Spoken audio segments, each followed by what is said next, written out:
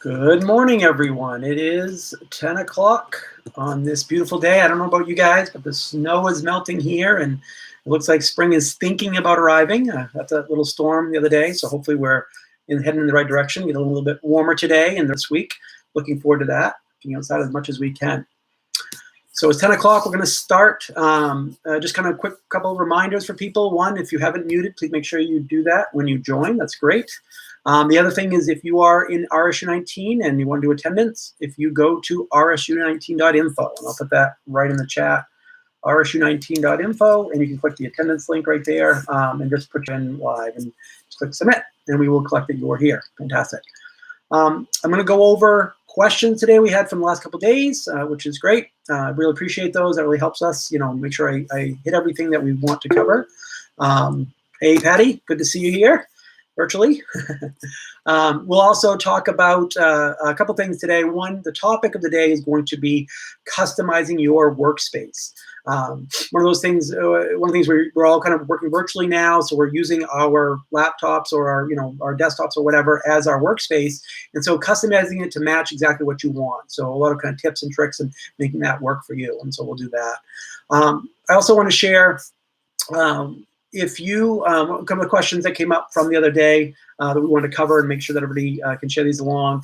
One question that came up was scheduling a hangout, but it seemed open at the moment. So I did get an email from one of the teachers who they opened a hangout with students. Students joined, and then they left, and the students were able to stay in. And so we figured out, I kind of did some researching, and I figured out what kind of issue was there. If you schedule a hangout, the first thing is you want to make sure you schedule it through Google Calendar.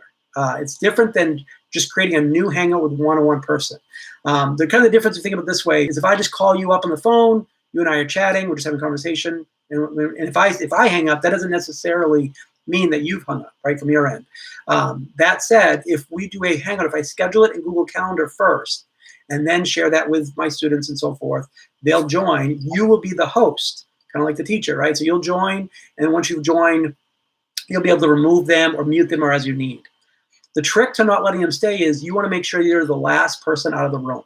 That means that when you're done, let's say you're going, your meeting, your classroom meeting, when you're done, you want to make sure everybody's removed. Either they'll remove themselves, they'll sign out, or you can just pop them out, and then you'll hang up. And then when you hang up after everybody's gone, they won't be able to revisit that meeting. So kind of just like you would in the regular classroom, you're just the last person out of the door, close the door behind you, and you're good to go. I do know for some other districts that have joined us today, Google is still rolling out. They said about 2 weeks total worldwide. So again, depending on when you initiated Google Hangouts for your district, as far as some of those features in the sense of the host being able to remove students or remove other users, that kind of stuff. So I don't know exactly what your time frame was with that. So that's where we're at. People joining. Welcome, welcome. We have a number of people joining us. So we are going to cover today, those people just joining us now, a quick reminder, please mute when you join. That way we can, one at a time. We're going to mute somebody here. There we go. That should be muted. Good. I will post again. Ms. Barbosa yesterday had us be able to set up a kind of a set rules of conduct or etiquette in a Hangout. I'll share that again. I'm going to keep that posted, but I'll share that again so everybody has those if they want to share with their class.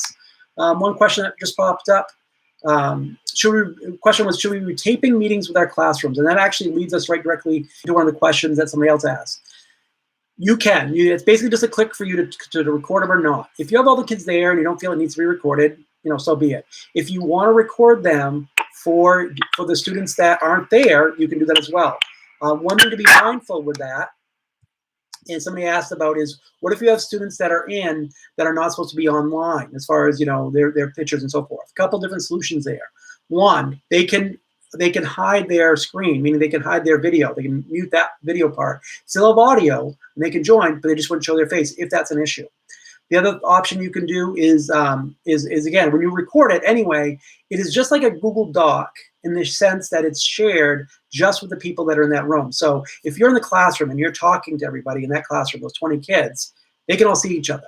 this can be kind of the same equivalent thing. So in that virtual classroom, the only people that are in that Hangout are people that you've invited in that class. So it's not open for the world. And if you're recording it, it's only people that can see them in that class. So that's kind of the way we're dealing with that. So when you're done, it will give you a video that you would share, just like you would share a normal, typical, doc. If you shared a Google Doc with your class, only they would be able to see it. So that's pretty standard stuff. The other question that came up is asking about watching pre-recorded Hangouts. This goes directly to Dennis. I'm still working on, when I have a minute, working on taking all the existing videos we've been doing and cleaning them up a little bit. And what that means is, I know some of them, like, they were hard to see the screen because of the way we did it. And so, going forward, I'm really working on a solution that's going to be a little bit easier for everybody. It will record my screen at the same time, so you don't have to look through a live view. One of the issues is in Google Hangouts, it's restricted basically for people inside that domain. So teachers in RSU19 are able to join and do the chat and so forth. People outside, we are live streaming it. That's a choice. I can click live stream, and that's going public, and that's how you're able to view this. And that's cool. The drawback is you don't get it once it's closed down. So I am working as much as I can to be able to get that recording to be a little bit more streamlined. So when you go look at a link, you don't have to be in the district to see it. The other thing we're doing was we are recording on YouTube Live, and that's available as well. The only drawback of that is some of the videos, again, the quality is not quite as good because you're watching a camera look at a screen rather than actually seeing the screen recording. So I am working on figuring that out best I can, and we'll go back through and update all those older links as we keep going forward. The other question that came up, which is another good one, was, is there going to be a way to see kind of what's coming up next, kind of a future focused schedule? The quick answer is yes, I absolutely want to do that. These first 2 weeks and probably to the end of this week, it's just been kind of catch as catch can. So I know there was a need to learn how to use, screencastify. So we did one on that. I know there was a need to learn how to use some of the other, pieces and parts and so forth, and so that we had to do to build to get to here. So far, that's what it's been based on. But hopefully by next week, I'm planning on for next Monday that I will be able to put out a week's schedule in advance, kind of plan ahead of what the topics are going to be, and that way you'll know and you can kind of go back and do it that way. The other piece is that, starting next Monday as well, is I am going to move the time. One of the, we started with 10 to 11 just because that made sense for staff and for people available. But after next week, starting next Monday, I'm going to move it to later in the afternoon. It will probably be like either 1 or 2 o'clock or something like that. Basically, because class is going to be running in the mornings for teachers, and so in the afternoons there will be more for teachers to join and kind of do PD sessions, and students as well. Somebody asked me if students can join us, and as far as I'm concerned, absolutely. I put it out to students if they have questions, if they need help with some of this technology pieces as well. Absolutely, they're welcome to join us and ask as well. So I think that looks like all the questions we've received so far. I've got a couple popping in. One question was, have you covered how to post a teacher-made video yet? Yeah, we did screencastify. I can look and tell you, I'm not sure which day that was. That was on the 19th, so episode 2, recording your own lessons with Screencastify. So that walks you through the steps, not only how to record, but also to use the unlimited version. They have a free version that you can already sign into, or they have the unlimited one. There's a little code you get, you put it in there, and then you'll have unlimited space and time. So you can record your own lessons or yourself, whatever you want to do, you upload that to your Google Classroom. Okay, I think I get all the questions there. Great, good. So what we're going to talk about today, let me jump to today's link. And if you haven't found the link, so if you're new, if you go to rsu19.info for in the domain, and if you are outside RSU19, if you go to steampoweredlearning.org, just scroll down, you'll see a list there that is the archive. That's all the links to previous shows. Down at the bottom, you'll see by date, so 326, 325, 324, and so forth. That right there, if you click on that link, that will be for each day, that will be all the stuff we talk about. So if there's something I add today that I don't have listed there already, I'll go add it tonight, as far as different options. So we'll look through. A quick reminder, again, if you are in rsu19.net, please share your Google Classrooms. Even if you have the existing one, please share the Google Classroom as a teacher with that Classroom at rsu19.net account. I've been getting those. That's awesome. That way, if something comes up, if you get ill, or if we need to jump in your account for some reason, your Classroom piece, we are able to do that. So please do that if you haven't already. Another link I have there, I'm going to do a quick screen share here. do the screen share here.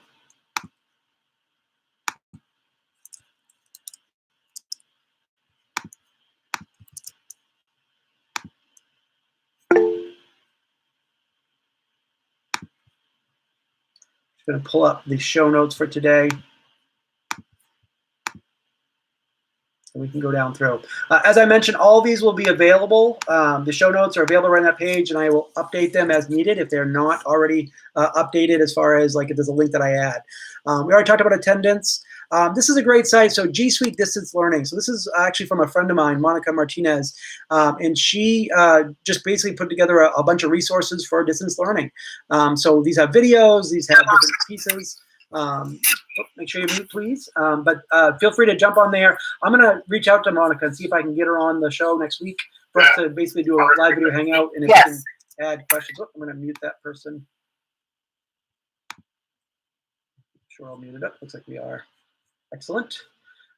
So I'll ask Monica if she's around. She's probably super busy too, but if she's available, it'd be great to have other perspectives and have her join and kind of give us maybe some tips that we haven't covered so far. So that is another resource. The thing we're going to talk about today is customizing Chrome, okay, the Chrome browser. And the reason why is most of us, if you're using Chromebooks, or even if you're not, so if you're using a PC or a Mac or another device, the Chrome browser is kind of pretty much, whoops, just make sure it's .net. Somebody threw in there, classroom at rsu19.net, please. If you are using Chrome, that's kind of becoming your desktop. It's basically, think of it as, you know, your desktop on one machine, you go to another machine, and it's all the same kind of stuff follows you around. Even if you sign into Chrome on your phone, for example, in the browser, all your bookmarks, all your favorites, all the links, that kind of stuff all goes with you. And so that's beneficial, that's useful. The drawback of that can be with a Chromebook is it's a little bit more limiting. I can't just, you know, drag up another icon on my desktop and have a million of them there. So some of you, you know who you are. You look at your desktop, the old PC desktops or maybe Mac desktops, and you'd have 1,000 different little icons. I'm looking at you, Miss Reed. I've seen your desktop before that has all these different icons for different things. And so Chrome doesn't work that way. Chrome is basically your Google Drive is going to be most of your stuff as far as that goes, as far as where all your storage goes. But as far as like you know, customizing Chrome itself, there's all kinds of options we can do there. And so I'll do a screen share. We'll go through some of the apps and extensions that you have access to.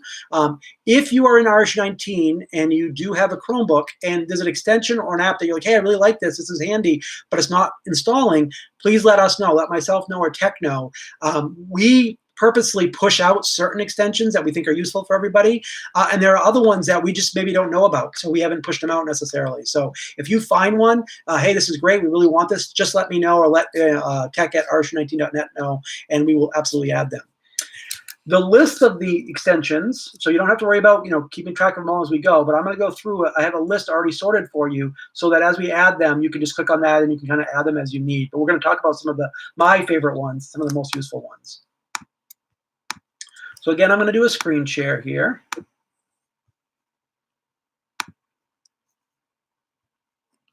All right, I'm going to turn this so we can see. Let me see what. You can see that. And again, I know if you are watching the YouTube live stream and the video isn't great, I get it, no problem. I will, like I said, we'll be updating that as soon as we can going forward.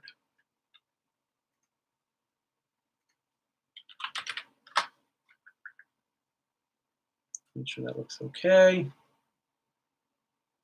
Okay, so we are going to. So this is one of the extensions. So if I go back to the show notes here, the first one is what's called the Google App Hub. So in Chrome browser, if you think about it, if you're in a Chromebook, it's basically the idea that everything that you do is going to go through this browser. And I've got my, some of my extensions up here in the upper right. I can have bookmarks across in the middle here like this. I can, all kinds of different stuff. Well, here are some of the best apps, kind of the best of breed that you might be interested in. So this link right here, the Chromebook App Hub, this shows all kinds of different apps. So these would be downloadable for your students or for yourself. I can search by idea category. I can search by subject. I can search by age range, learning goal, all kinds of cool stuff. I do know if I look for, let's see, here are the different apps list. Those are by ideas. So if I find, for example, let's go look for, I know if I look for Tinkercad in specific, so you might recognize this one. This was actually mine that we added to the Apps Hub. So this is using Tinkercad in this case. These are all programs or apps that you are able to use with your Chromebook. And again, and this works as well if you're using a PC or a laptop. It's a little bit different on mobile. If you're on a tablet and you're using Chrome, these won't 100% work 100% of the time. They'll probably work 90% of the time, and 90% of them will work. So most of them will, but it's just a little bit different. So if you go through here, you can look at different ideas. Again, these are apps that you would download and install, or if it's one that we find super useful, we would push it out for all of our students and all of our teachers. So certainly let us know if you find one that you think is worthwhile. They also have a distance learning resource page now, a new tab, that these are some that are useful, again, for different purposes, depending on if you're doing some of the stuff that we're pushing out for everybody. So again, it's worth looking through those, see if it's something that's worthwhile. So that's Apps Hub. This one is the other link that we have back on the, back here, it's called App Menu. It actually goes to bit.ly/app menu. And this is a document that I created with my students. So students created this. And one thing that gets happened is it gets so overwhelming with so many different types of things. There's apps, there's extensions, there's drive apps, there's drive extensions, there's all these different bits and pieces. So this was really trying to nail it down with which ones are the most useful for certain things. So for example, if I go to Chrome extensions up here, look here, Screencastify is number one, right up at the top. So that's one that we know is useful. We've been using that. Here's some of the other ones that are kind of useful. This one I think is super useful. And again, it's already pushed for your students. Let me just click the link here to show you. But it's also for yourself. So one of the issues on a Chromebook, it can be overwhelming as far as how many tabs you have and managing them. And let's say you want to have one tab up with a video call like we're doing right now, and another tab with some work, and kind of go back and forth. Well, this is an extension called Dual List, DUALLESS, Dual List. And what it does, I'm actually going to have to show you on the non-incognito mode. I'm in incognito mode right now. So if I'm up here, let's see if I've got Dual List enabled here.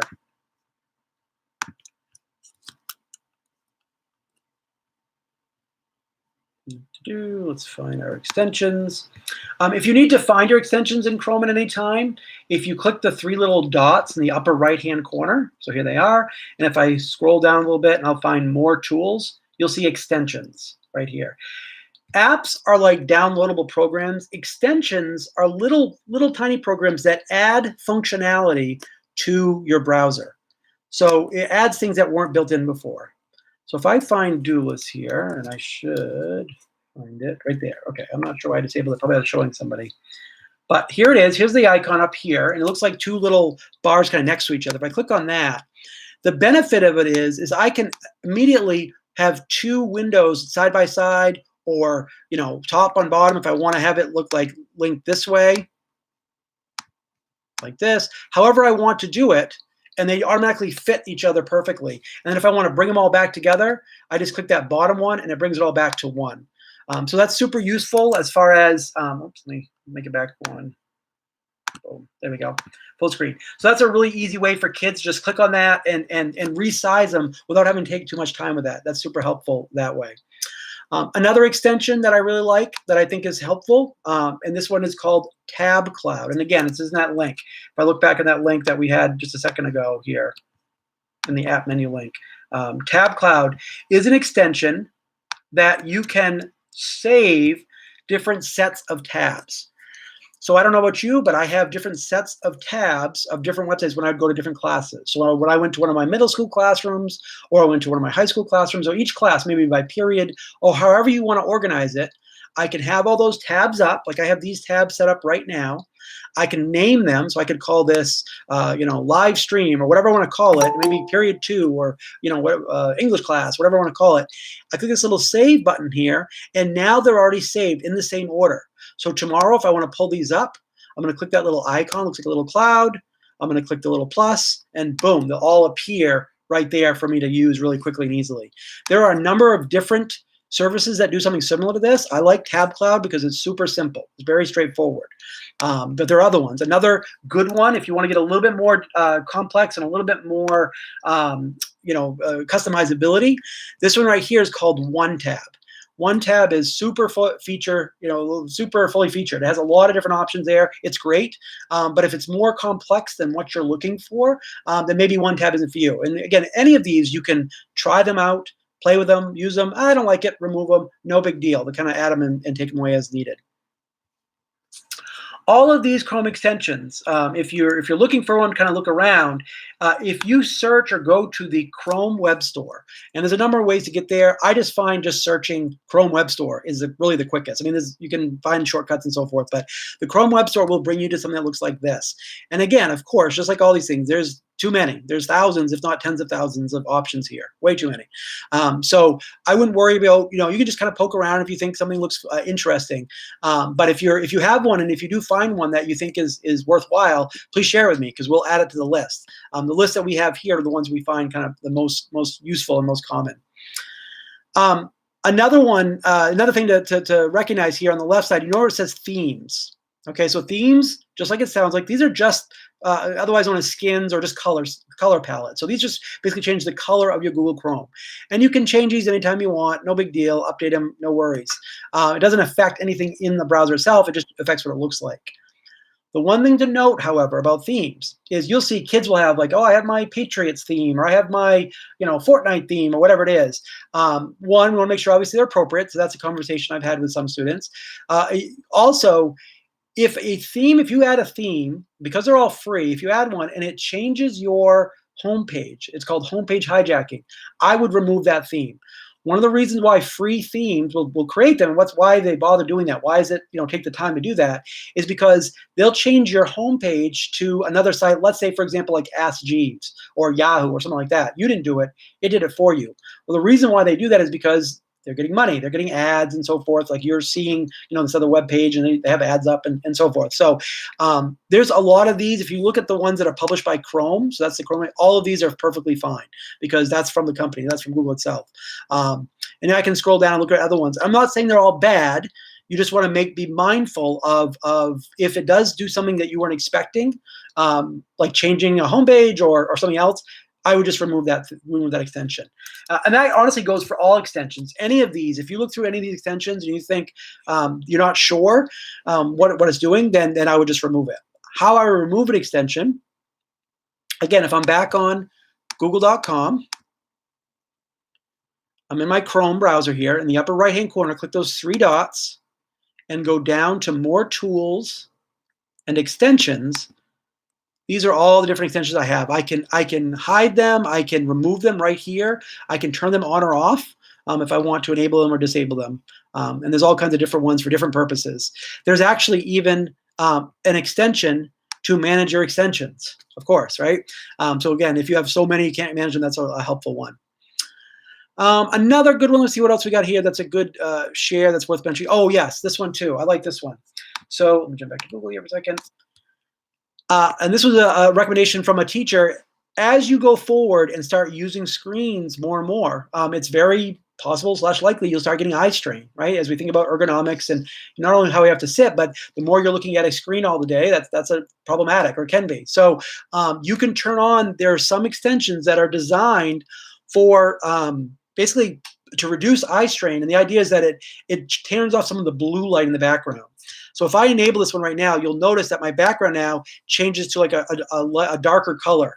And again, maybe I don't like that color. I have all kinds of different options here as far as how severe it is. If during daytime or nighttime, I can have it so it automatically changes. So if it's nighttime, it doesn't stay bright, it kind of darkens, it goes into night mode.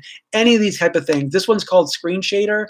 There's a lot of them out there. I've used this one. I like this one. But depending on what your desire is, this will automatically kind of change the background colors of it just to match, so I'm not getting quite as bright light.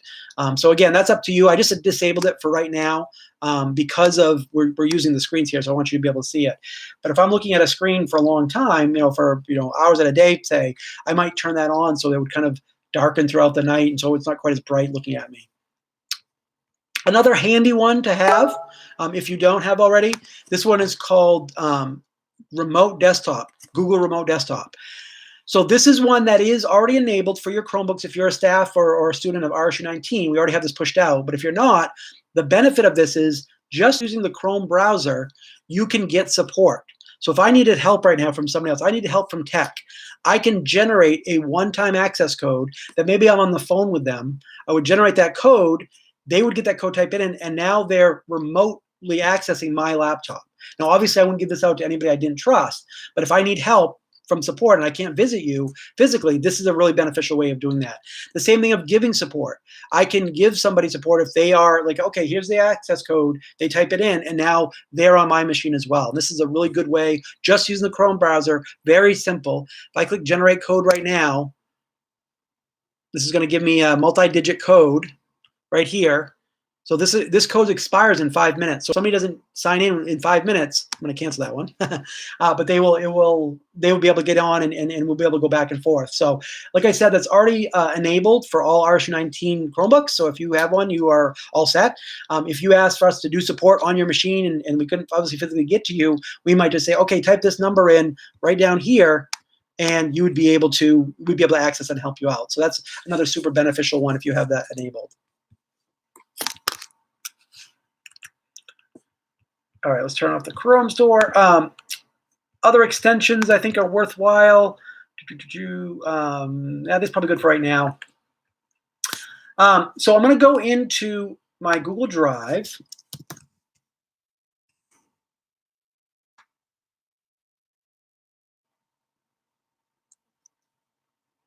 Okay, so we talked about apps that are their own program that they can download and install into either a regular laptop, a PC, or a Chromebook. We're also going to talk about and we also talk about extensions, and that adds functionality to the browser itself. There are also things called add-ons, and again, these are all listed. If you look at this app menu that I shared with you in that link, I can go to Google Drive add-ons, for example. And we'll show what these mean as well. But each of your tools in here have their own little special add-ons. So if I click on a new, I'm in Google Drive right now. If I click on a new Google Doc,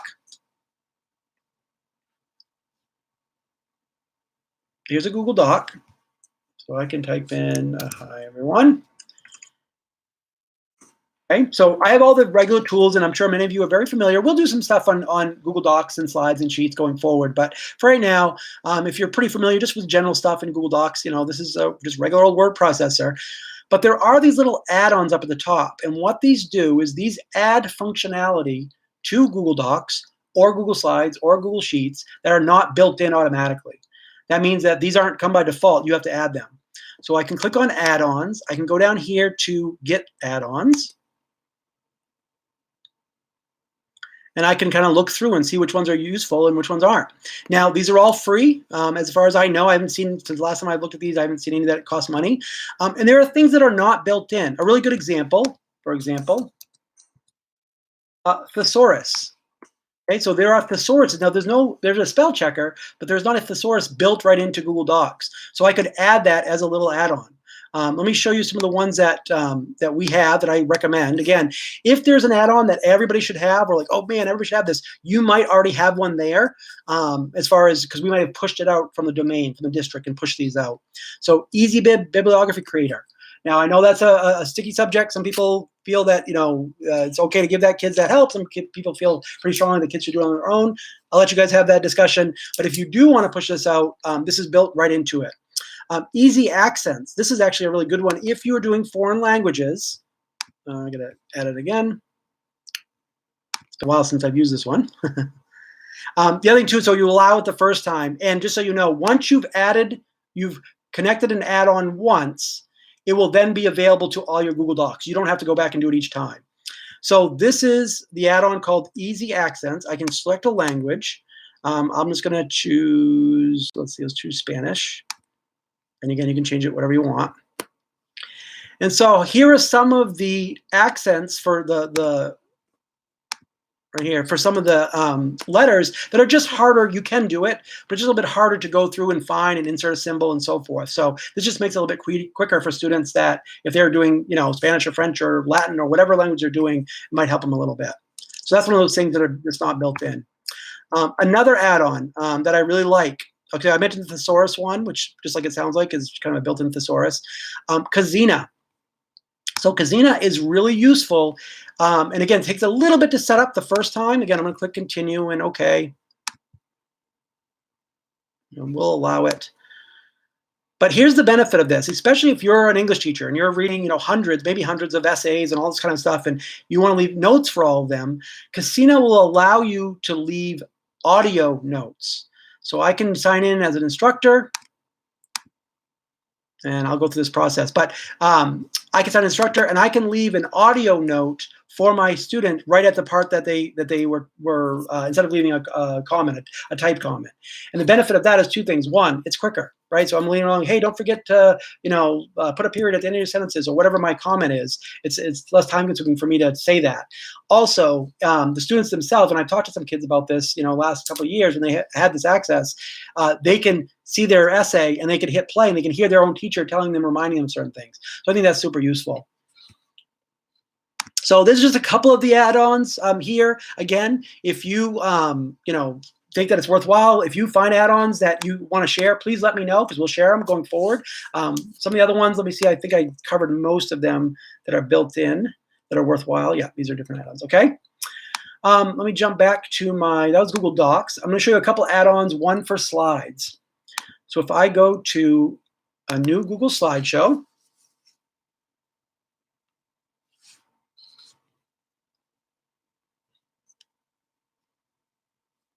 close down themes, we'll get some of this stuff here.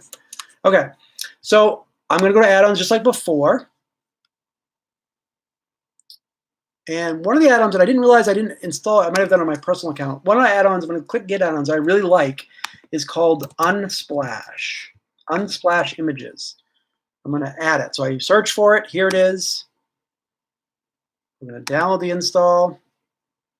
Oops, I'm going to do it for domain. Nope, I'm going to do it for individual. So again, if you do have one that you think everyone should have access to, let me know and we can turn it on for everybody. I didn't realize I was signed in as an admin right now. So I'm not going to install this one for everybody yet. We're going to let people do it individually. But what I like about Unsplash Images is these are very high quality images, the types of things you'd see on like some of those services that, here we go, click done. Okay, so if I want to use add-ons, click add-ons, Unsplash Images, insert a photo. These are high quality photos, but they're all copyright free. So students, if I'm looking for, let's do an animal, we'll do a dog. Search for dog photos. These are all kinds of great dog photos, very cute, very adorable. I can click on those, I can insert them, but they are completely free for commercial and personal use. So these are the type of thing that we talk with students about. We want them to use, images from online, but typically if they just go to Google and find the first picture they like, they just kind of drag it in. They may not have done the copyright looks for it. So I really like Unsplash for that reason because it gives you high quality things. These are really good photos that are available to use. Another add-on, and I'm not going to get into this one right now because this would be kind of more specific use cases, but if you're doing anything that it needs diagramming, like mind mapping, or you just want students to kind of diagram different things. I had one teacher, we were talking about it, a math teacher, and they were going to have their kids figure out in their classroom. They have given the dimensions of how wide and how narrow their classroom is and how many kids there are, where the layout of all the desks would have to be for them to be at least 6 feet apart for each student. And so it's kind of a math problem, a geometry problem, but it was really also, they used the diagramming to be able to do that. So it's kind of a fun way of doing that. So this is just a great, if you're doing any kind of diagramming or mind mapping or anything kind of graphic related, Lucidchart is the program. That one is already pushed out for everybody in the district as far as I know. So if you don't have that, let me know. But that's one that you can use for really high-end diagramming stuff, which is really useful. All right, those are some of the ones. And the last one I'll share with spreadsheets.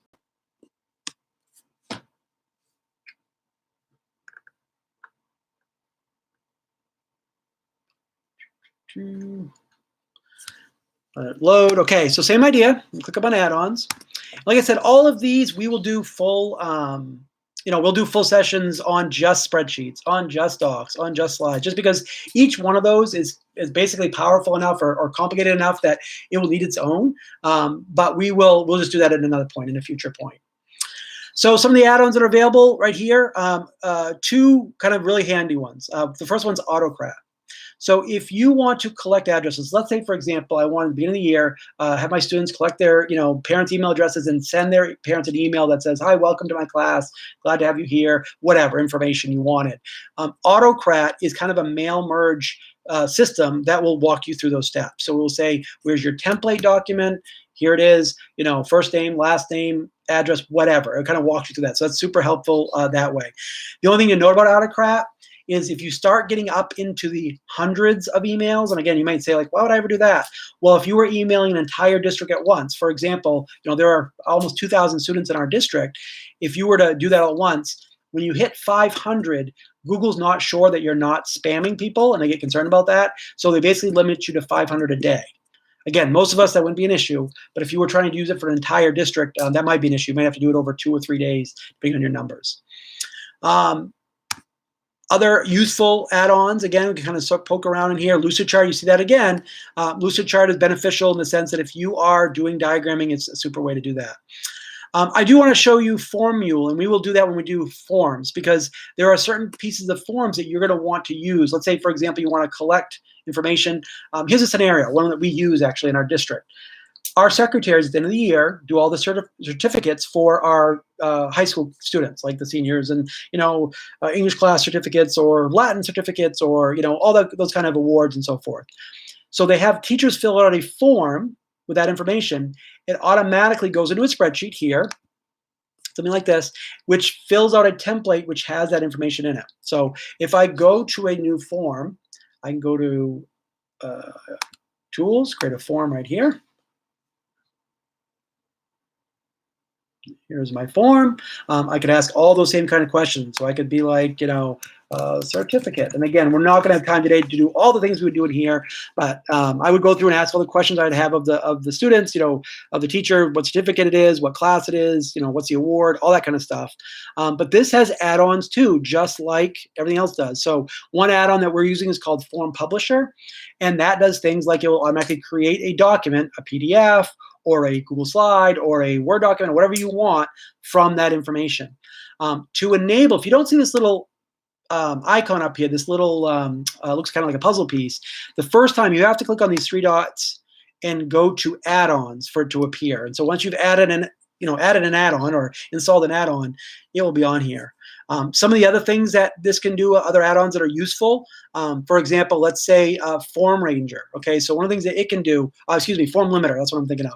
Form Limiter will remove answers after it's been done. Now, what do you mean? What do I mean by that? That means, let's say you scheduled for a day, you wanted different teachers to be able to, or parents to be able to join, but they're not able to. They can choose a time. So let's say I have this hour slot. So for 15-minute blocks, I have 4 blocks, 15 minutes, and I want parents to be able to join during that time. Well, once one parent selects the time, so they chose 10 to 10:15, that option removes itself for the other parent. So now they only have the other 3 remaining options. And so that's the type of thing. We'll actually do a session on those steps. Like I said, we have more time because that's a little bit complicated, but once you've done it, it's super useful, because if you wanted to schedule times that people could choose, but then it removes it for everybody else, you're not getting duplicates and that kind of thing. All right, let me jump back to, we talked about add-ons, we talked about all these. Oh yes, there's one last one I want to share before we wrap it up for the day. So again, I know it's a lot. We have apps, which are own programs you can download and install by themselves in Chrome. So just their own system, their own program.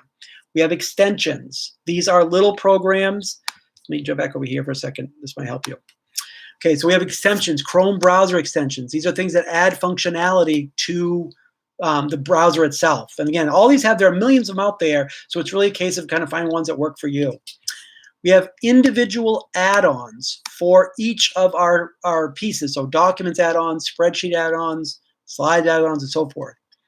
We also have a thing called Google Drive apps. So if I go to my Google Drive, here's my regular drive here. If I click New, go down to more. And if I scroll all the way down, the very, very bottom, you'll see it says connect more apps. So these are programs that work kind of like apps, like we talked about before, but the benefit of them is a couple things. One, for example, they will automatically connect to your Google Drive account. Well, why is that useful? Well, that's super useful for students, right? Because they're already connected to your Drive account. They're already, if they have to save something, they're already connected. It's very easy that way, so that's useful. The other thing is that they can, we can push those out. So if there was a one that we wanted students to have. So for example, right here, SketchUp for schools. So that's something that we use with our 7th and 8th graders. If I wanted all of our students to be able to see, you have SketchUp automatically without having them to have to install it one by one, I could push that all out to their Google Drive. And the work they do when they're finished, they would just save it directly and automatically save in their Google Drive to easily share with you. So that's one of those things that's super helpful, that we think that, that's an easy way to do that. So again, to install that, we would just have students go new, more, scroll all the way down to connect more apps, and they would find the one that's useful. You notice how Lucidchart keeps popping up. And again, we'll have to cover that as its own topic one day because it's super helpful. But they would just click on that and they would install it. And once it's installed, it would be installed for them for that point off, going forward. Once they've installed one of those, actually, I'm going to install Kami right now, and I'll talk about that in a second. So Kami is a PDF editor. So if I click on that one, it's going to install. Do I want to install it for everybody or just individual? I'm going to install it for individual for right now. Continue. Here's my account. Allow.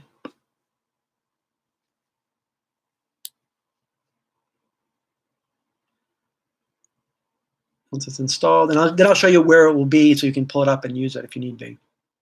Okay, so it's installed. I'm going to exit out of here, exit out of here. Okay, so now when I go to new, more, if I scroll around in here, these are the different apps, add-ons that I've installed. Lucidchart, there it is again, Pixel, some of these things. Okay, I don't see Kami here. Well, Kami's not here because it will open when we open the appropriate file that's connected to it. So that was a PDF editor, which means now when I open up a PDF, Kami will open. So let me find a PDF real quick.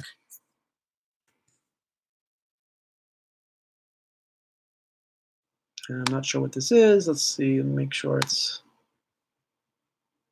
let's do this one. I'm not sure what this one is, but this will be fine for us to use, to look at. So the fact that I double clicked on a PDF, it's now opening it in Kami. Like that's by its default account now, and I'll sign in with a Google account. Yeah, it wants me to say who I'm working for this first time. Yeah, all right, here we go. All right, so here it is. What this program is specifically, what Kami is, it's a PDF editor in the sense that I can write over things. So if I wanted to draw something, let me circle this piece right here, or let me mark it up. I can add a signature, I can add images, all that kind of stuff if I wanted to do this to a PDF. Why that's useful, why I care about that in our situation, let me go back here and turn off screen share.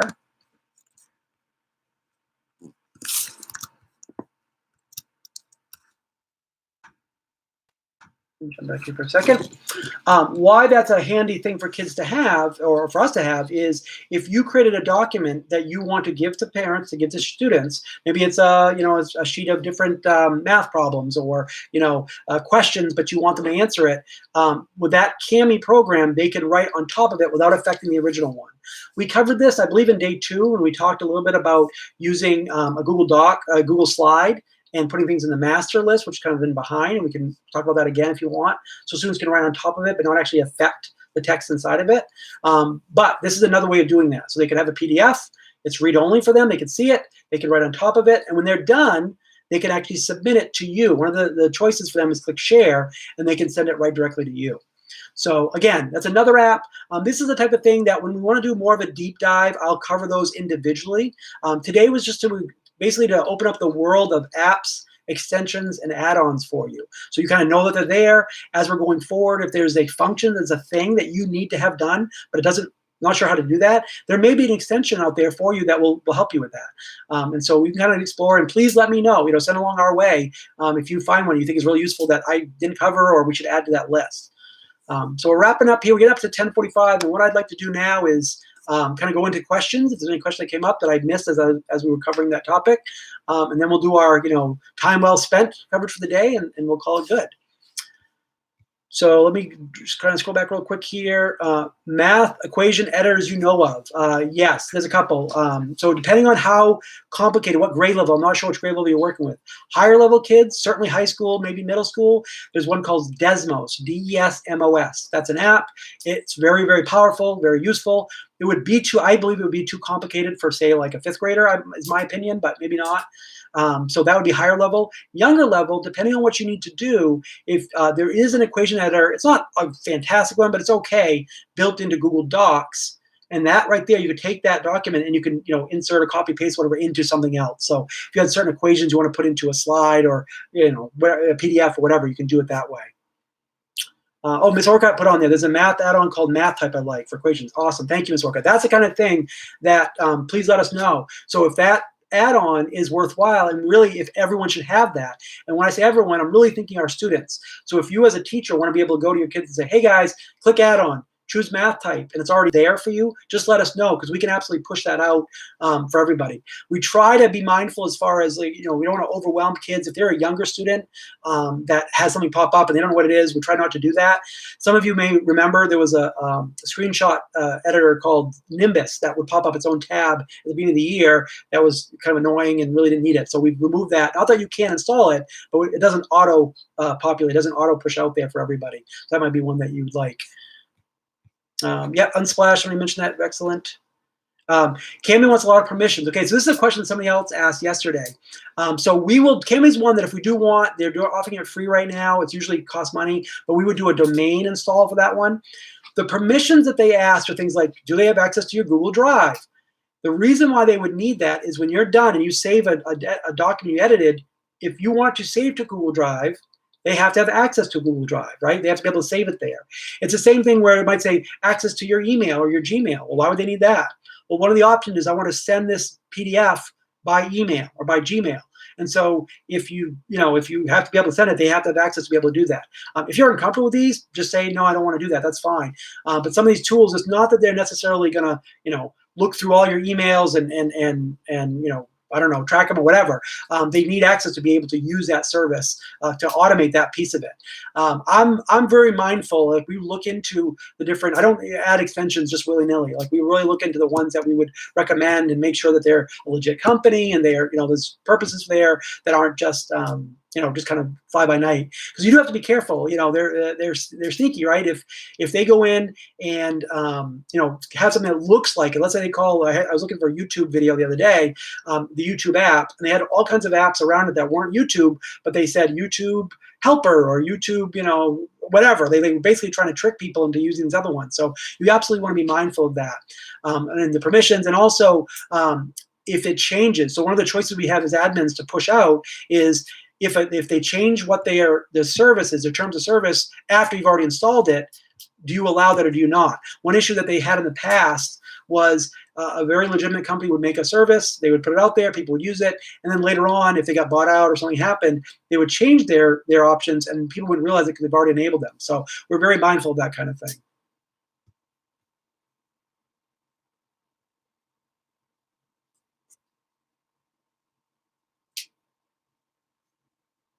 Okay, so last question. If you have a couple people are asking kind of individual things, let me know. We can do a Hangout directly as far as if you need, kind of tech support that way.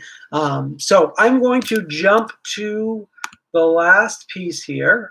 We talked about so one of the things, in the tech world, it's always very, apropos, where people are like, oh, it's in the good old days. It used to be better in the good old days, which sometimes can be true, I guess. But there's a really great podcast that I really like to listen to. It's called The Pessimist.